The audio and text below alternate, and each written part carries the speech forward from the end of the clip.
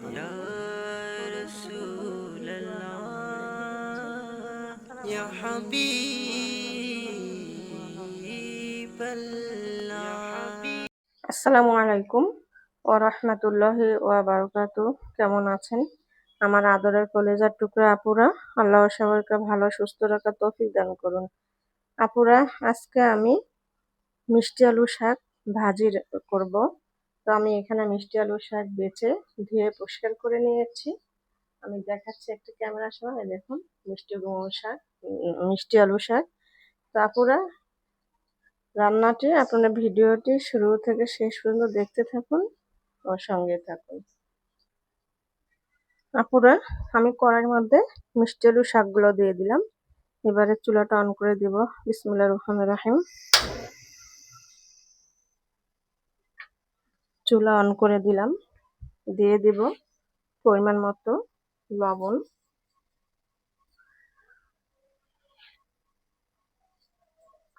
লবণ, দিয়ে দিলাম পরিমাণ মতো। এবারে দিয়ে দেব রসুন কুচি,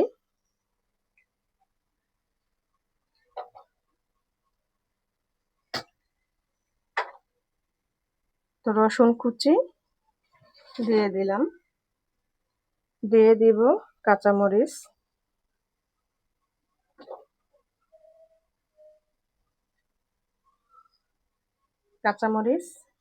দিয়ে দিলাম। এবারে পেঁয়াজ কুচি দিয়ে দিব।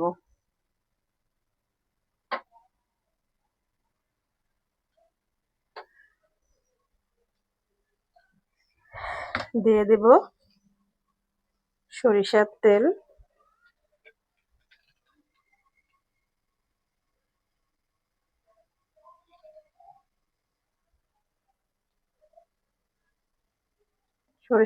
দিয়ে দিলাম। এবারে আমি শাকগুলো ঢেকে দিব।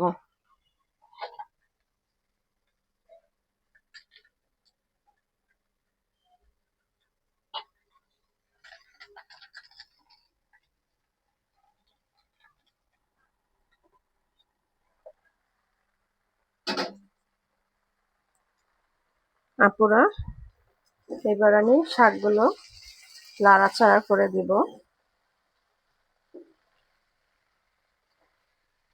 অল্প একটু হয়ে গেছে। আর এগুলো হচ্ছে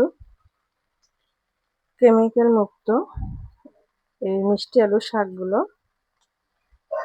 অনেক মজাদার শাক। আমি কুসুমের এই চিকন পাশটা দিয়ে ভালো করে নাড়াচাড়া করে দিব। দলা পেকে যাওয়াগুলো আমি ছাড়িয়ে দিচ্ছি, যাতে দলা পেকে না যায়। দলা পাকানো হলে শাক খেতে ভালো লাগে না।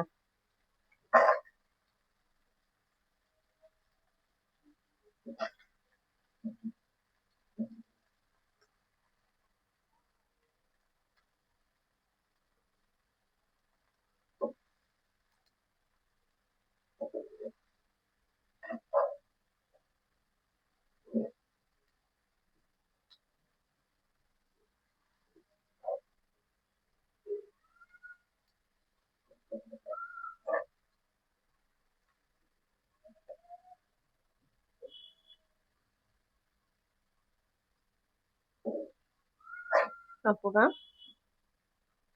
আমি কিন্তু আর ঢেকে দেব না। আমি এইভাবে ঢাকা ছাড়াই আমি রান্না করব।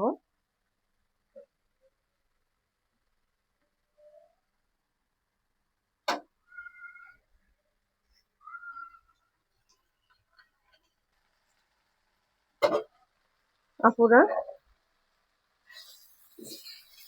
শাকগুলো দিয়ে একদম আমি যে সরিষার তেল দিয়েছিলাম সেই সরিষার তেল একদম ভেসে উঠেছে। এই দেখুন আপনারা, মাশাআল্লাহ।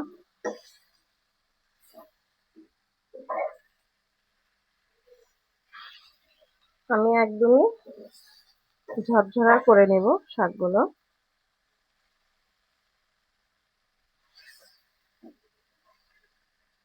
এখনো সিদ্ধ হয়নি, আর কিছুক্ষণ পরেই শাকগুলো সিদ্ধ হবে।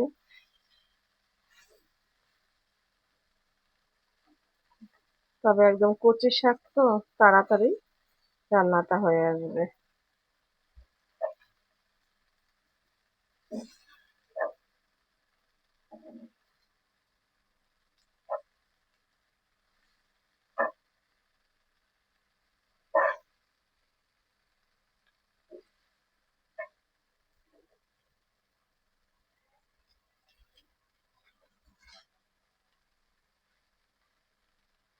দেখুন আমি একদম দলা পাকানো ছেড়ে দিয়েছি, আর শাকগুলো কিন্তু ঝরঝরাও হয়ে গেছে।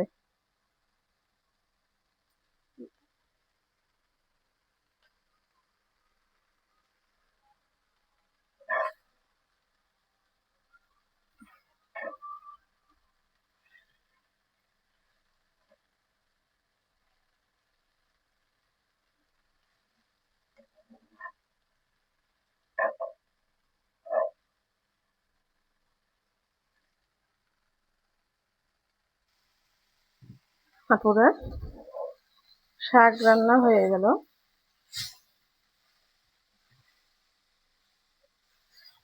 এবারে আমি নামিয়ে নেব আপুরা।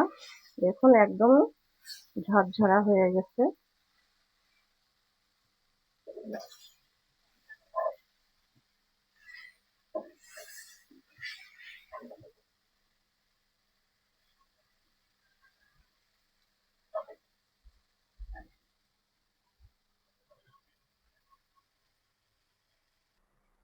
আপুরা, মিষ্টি আলু শাক ভাজি রান্না করে ফেললাম। তা আমি নামিয়ে নিচ্ছি। আপনাদের কাছে মিষ্টি আলু শাক ভাজি রান্নাটা কেমন লেগেছে অবশ্যই কমেন্ট বক্সে জানাবেন। লাইক দিন, বেশি বেশি করে শেয়ার করে দেন আপুরা। দোয়া চাই ছোট্ট রান্নাঘর চ্যানেলটিকে সাবস্ক্রাইব করতে একদমই ভুলবেন না। যারা নতুন আপুরা দেখছেন পাশে বেল বাটনটি ক্লিক করে আমার ভিডিওর পাশেই থাকুন। সবাই